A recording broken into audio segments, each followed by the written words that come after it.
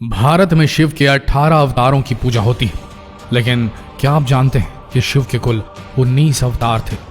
तो फिर क्या हुआ शिव के उस 19वें अवतार का? क्यों नहीं पूजा जाता शिव के उस 19वें अवतार को? वो 19वां अवतार हजारों सालों से भटक रहा है, न जाने कितनी सदियों से। वो 19वां अवतार जिसे पूजा नहीं जाता, शिव का वो 19वां अवतार जो सदियों से दुख का मंजर झेल रहा है। वो कभी दिन में छलावे की तरह तो कभी अंधेरी रात में चुपचाप आता है। कौन है वो? जानने के लिए बने रहिए इस वीडियो के अंत तक और अभी शेयर करें ये वीडियो ताकि आपके दोस्त, आपके रिलेटिव्स ये वीडियो आपके साथ देख सकें। अभी शेयर करें फेसबुक पर, व्हाट्सएप पर। भगवान शिव जिन्होंने अभी तक 19 अवतार लिए हैं, उनमें से 18 अवतारों को पूजा जाता है, लेकिन एक ऐसा भी अवतार है जिसे आज तक कोई नहीं पूछता और वो आज भी इस दुनिया में भ्रमण कर रहा है, भटक रहा है। आखिर वो किसकी तलाश में है? कुछ लोगों ने एक दिव्य शरीर वाले इंसान को देखा है जो परेशान होता हुआ अपने जख्मों को आराम देने के लिए तेल मांगता हुआ फिरता है। वो महाभारत काल में भी था और आज भी जीवित है, क्योंकि उसे तब श्राप मिला था। वो कोई और नहीं, भगवान शिव का 19वां अवतार। जी हाँ, हम बात कर रहे हैं महाभारत कालीन गुरु द्रोणाचार्य के पुत्र अश्वत्थामा की। जिन लोगों ने उसको देखा है वो कहते हैं कि वो आज भी जिंदा है। कुछ लोगों ने नहीं देखा, वो भी कहते हैं कि वो आज भी जिंदा है। हमारा इतिहास बेहद पुराना है, लेकिन फिर भी महाभारत को इतिहास में कोई जगह नहीं मिली, जिस कारण महाभारत के किस्से बस मिथक बनकर रह गए। इनमें से एक है, क्या अश्वत्थामा जिंदा है, या फिर अश्वत्थामा के जिंदा या फिर मृत होने का किस्सा आज भी लोगों के लिए उलझन बना हुआ है। यह भी अभी तक का सबसे बड़ा रहस्य है। महाभारत काल से कोई भी व्यक्ति जिंदा नहीं है, सिर्फ और सिर्फ एक ही व्यक्ति है और वो है स्वयं अश्वत्थामा। लेकिन क्या अलग अलग लोगों का एक ही घटना से सहमत होना महज एक इत्तेफाक है, या फिर सच में उन्होंने अश्वत्थामा को देखा था? आज की इस खास वीडियो में हम आपको बताने जा रहे हैं कुछ गहरे राज।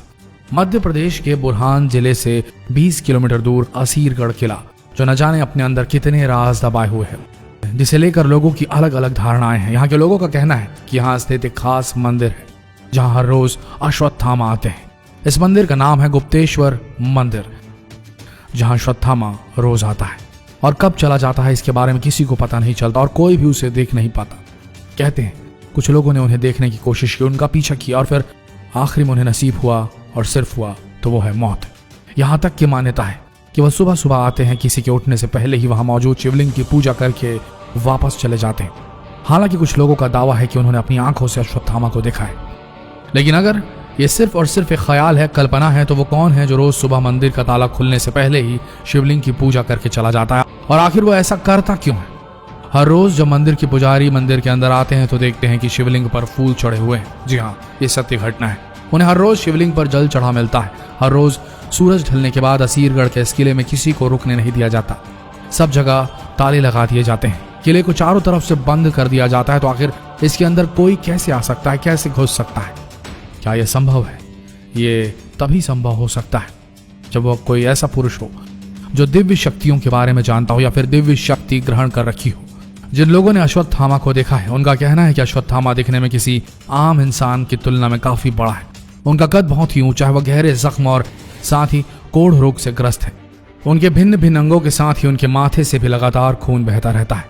इन घावों को भरने के लिए वो कई बार लोगों से तेल भी मांगते रहते हैं और कई बार जंगल में मौजूद कई जड़ी बूटियों का इस्तेमाल भी करते रहते हैं। ऐसा कहा जाता है कि साफ तौर पर महाभारत में भी है कि महाभारत के समय में ही अश्वत्थामा काफी ज्यादा घायल हो गए थे, जिस कारण उनके घाव अभी तक नहीं भरे।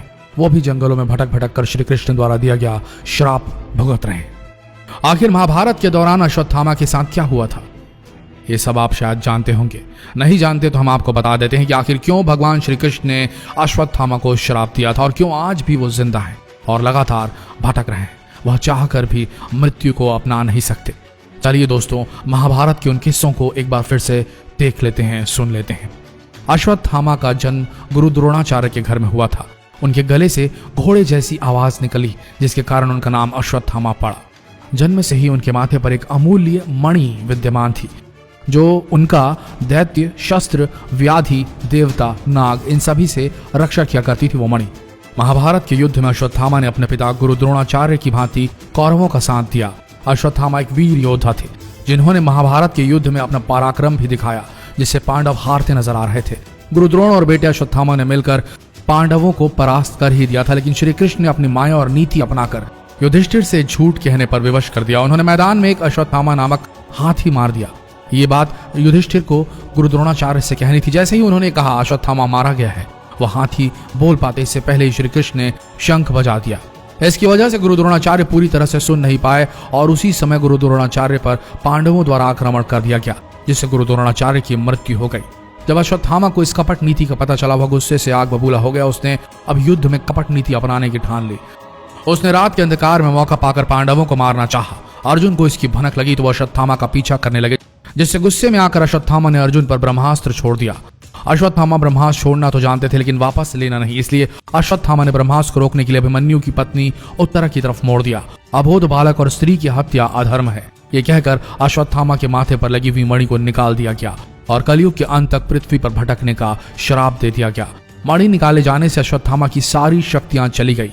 बस ऐसी ही मान्यता है कि तब से लेकर अब तक अश्वत्थामा के माथे से लगातार खून बहता है और उसके शरीर पर महाभारत कालीन घाव आज भी मौजूद है, जो मूल रूप से भरे नहीं है।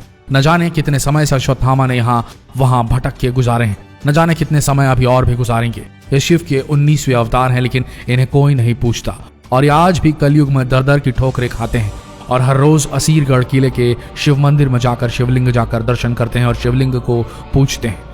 इसमें कहीं न कहीं ऐसा प्रतीत होता है कि शायद हाँ, अश्वत्थामा जिंदा है और कई सालों से वह इधर उधर भटक रहे हैं। ऐसा कब तक होगा, ये तो भगवान श्री कृष्ण ने अपने श्राप में कह दिया था, कलयुग के अंत तक होगा। तो दोस्तों, ये थी कथा शिव के 19वें अवतार अश्वत्थामा की। आशा करते हैं जानकारी आप सबको अच्छी लगी होगी। ऐसी जानकारियों के लिए अभी शेयर कीजिए ये वीडियो फेसबुक पर, व्हाट्सएप पर और अपने संबंधियों तक ये वीडियो पहुंचाएं। अगर अब तक आपने इस पेज को फॉलो नहीं किया तो यही सही समय होगा। मिलते हैं अगले दिलचस्प वीडियो में, तब तक के लिए आप सबका वीडियो के अंत तक बने रहने के लिए धन्यवाद।